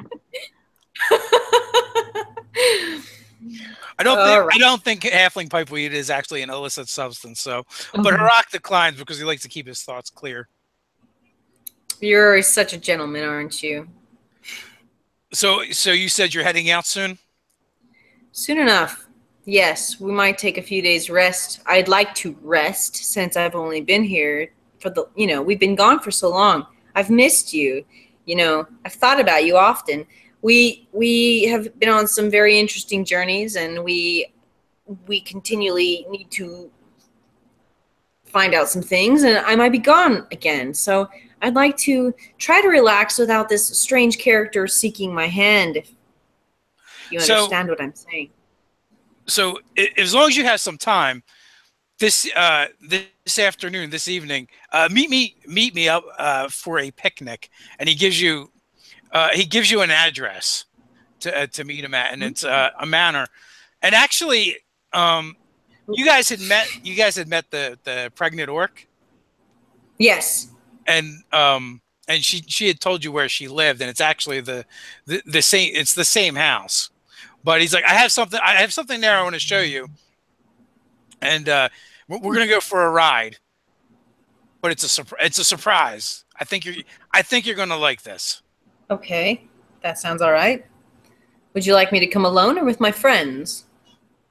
Well, I thought me and you would hang out. All right, that sounds okay with me.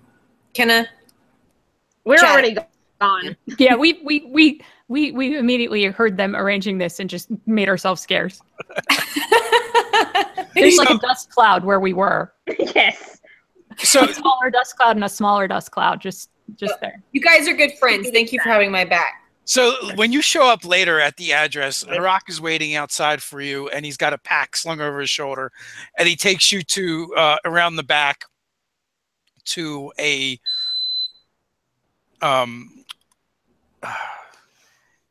my brain has just gone completely silent on me. To a stable. That's the word I was looking for. To the stables, and he's like, some of my friends own this place, and they've allowed me to borrow one of their mounts to take you out, and I think you're gonna really like this. Just wait here. And he hands you the pack, and then he comes back in a minute. And walking out behind him is this magnificent creature with the head of an eagle and the hindquarters, the forequarters of an eagle, and the hindquarters of a lion. And Griffin. And yes. Would you like to go for a ride? This magnificent creature reminds me of you. Yeah, fierce and beautiful.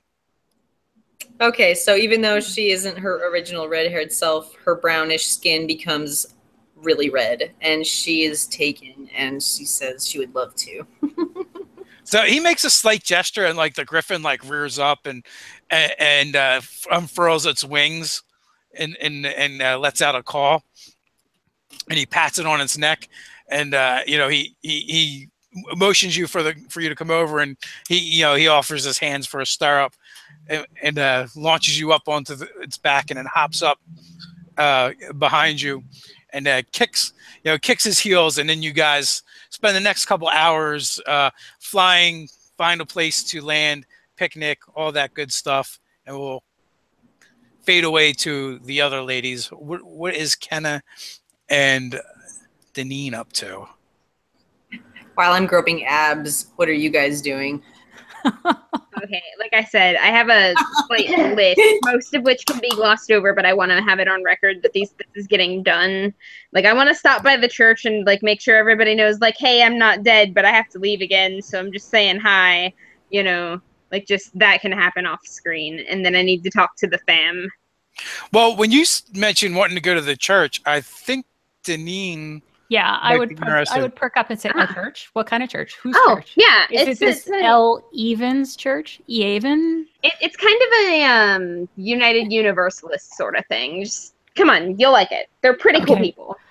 That shrine was pretty cool. They're not really big on churches in Ryler, so yeah. I really like these guys. They're pretty on the level. No, that's not true. There is like a liquor store and a church on every single corner. Oh, okay, but you know, they never gave me that same feeling that shrine did. Yeah, no, that is absolutely true. And so I've been through a lot of towns, of course, when I was doing caravan work, but I never bothered going to any churches. But is this like a let's just go? And she's ready to go. And she's starting to get a feel for the town. And so she says, and I think I figured out a shortcut. Oh. Okay. Just tell me which direction you want to go. Okay.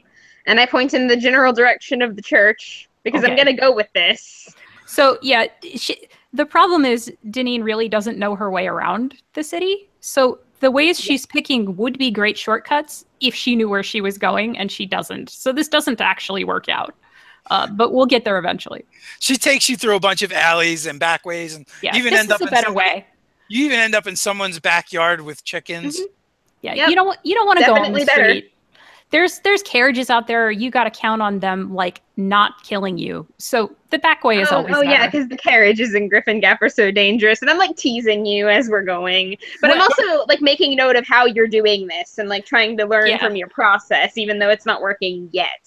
Oh, but I've seen it work before. Janine will totally use this as like, and then if you go through here, you can tell that those buildings up ahead aren't actually quite together. So you know that there's an alley there. And then if you go this way, you can go around. This place you don't want to go to because they probably have a dog. And just the whole... I like dogs. Yeah, but not the kind of dog that wants to get pets. But they all like treats, and treats are very distracting. And I happen to have pockets that are full of them. Okay. So you guys end up at the back of the actual church where the cemetery is. But then you walk around the perimeter to the front of the building. It's plain but well kept, well maintained. There's buttresses and large archway for the door. There's decorative columns, and all over the place there is different etchings and phrasers of various religious icons, and it's all mixed. It's not one particular god or faith. And when you go inside, the doors are unlocked. There's pews, but all the pews kind of face out away from the center of the actual church, and it's octagonal in shape, and there's various shrines on every wall. There's actually 2 shrines to a wall, and in the center there's just a small cascading fountain, presumably with holy water in it. Gotta go look at all the things. So you find shrines to deities of hearth and home, gods of healing, gods of protection, all the goodly things. So it's our version of the non-denominational church, and there's a couple accolades floating around. Just tending to the things, and of course they come up to you and ask if you needed assistance with anything. I have no idea. I'm going to introduce Deneen to some of the acolytes because I'm assuming I probably do know most of these people at this point. You do, because you've been there before and you volunteered.